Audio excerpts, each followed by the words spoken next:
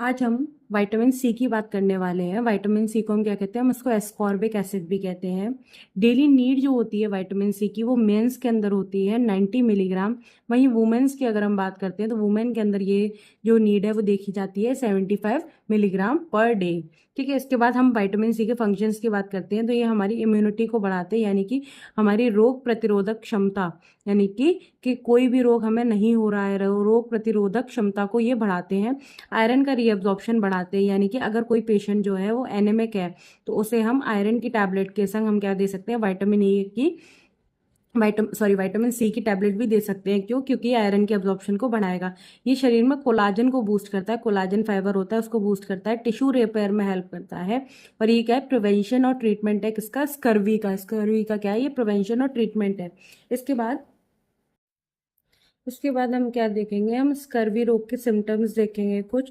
तो सबसे पहले हमें क्या देखने को मिलता है? मसूड़ों से खून आना, यानी कि मसूड़ों से ब्लड का आना। ये क्या है? पहला सिम्टम है स्कर्वी रोग का। फिर क्या है? मसूड़ों, यानी कि जो हमारे गम्स हैं।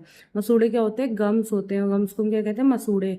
मसूड़ों में सूजन, यानी कि स्वेलिंग आ जाना। दांतों का गिरना, मतलब दांत कैसे हैं? गिरने लगते हैं, मतलब कमजोर हो जाएंगे दांत। फिर घाव का देरी से भरना, यानी कि जो भी हमारे वुंड हीलिंग है वो क्या हो जाएगी? वुंड हीलिंग क्या हो जाएगी? उसका जो टाइम है, यानी कि जो हमारा वुंड हीलिंग का टाइम है वो क्या हो जाएगा? बढ़ जाएगा, यानी कि वुंड हीलिंग क्या होगी? देर से होगी। फिर इसके बाद क्या होगा? मलेशिया, यानी कि तुम्हारी तबीयत जो है वो खराब होने लगेगी। धीमे धीमे तुम्हें ऐसा लगेगा कि तुम्हारी तबीयत ठीक नहीं है। फिर क्या होगा? थकावट रहेगी शरीर के अंदर। त्वचा का खराब होना है, त्वचा पे रैशेज हो जाते हैं। इसलिए हम क्या, कई बार जब ऐसा होता है तो हम क्या करते हैं? सीरम्स वगैरह लगाने लगते हैं लोग विटामिन सी के। एनोरेक्सिया मतलब भूख नहीं लगेगी। अब जब भूख नहीं लगेगी तो क्या होगा? वजन घटेगा। क्या होगा? वेट जो होगा वो कम होगा। अब जब ऐसा होगा तो क्या होगा? क्या बॉडी के अंदर क्या होगा? चिड़चिड़ापन, यानी कि अजीब सी स्ट्रेस एंजाइटी वाली फीलिंग आने लगेगी। क्या आने लगेगी? Stress anxiety. और जब देखो भूख नहीं लग रही तो वजन घटेगा। उसकी वजह से क्या होगा? मांसपेशियां जो है, जो तुम्हारा मस्क्यूलर पावर है वो क्या हो जाएगी? जो मसल्स है वो क्या हो जाएंगी? वीक होने लगेंगी, यानी कि कमजोर होने लगेंगी। और जब इतना कुछ हो, अगर तुम खाना नहीं खाओगे तो ये वजन घटेगा, तुम्हारा चिड़चिड़ापन आएगा। और क्या होगा? मांसपेशियां कमजोर होंगी और क्या होगा? जॉइंट पेन होने लगेगा। तुम इसे इस तरीके से याद कर सकते हो कि स्कर्वी डिसीज में क्या क्या होता है।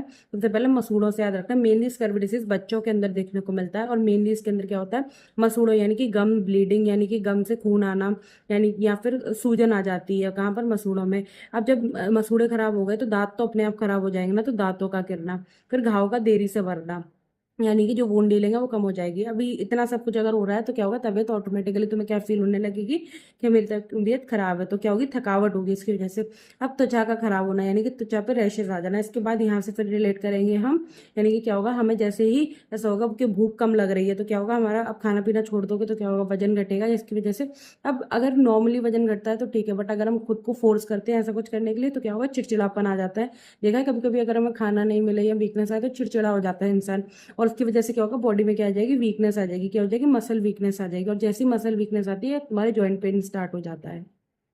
इसके बाद हम सोर्स की बात करते हैं कि हमें विटामिन सी के सोर्स मिल क्या कह सकते हैं। तो सबसे पहले खट्टे फल, जो भी हमारे फ्रूट्स होते हैं वो सब तो है ही है। उसके अलावा क्या है? टमाटर, यानी कि टमाटो, स्ट्रॉबेरी, कैबेज। कैबेज का मतलब होता है पत्ता गोभी। दो तरीके के गोभी आते हैं मार्केट में, एक होता है फूल गोभी, एक पत्ता गोभी। तो ये पत्ता गोभी है।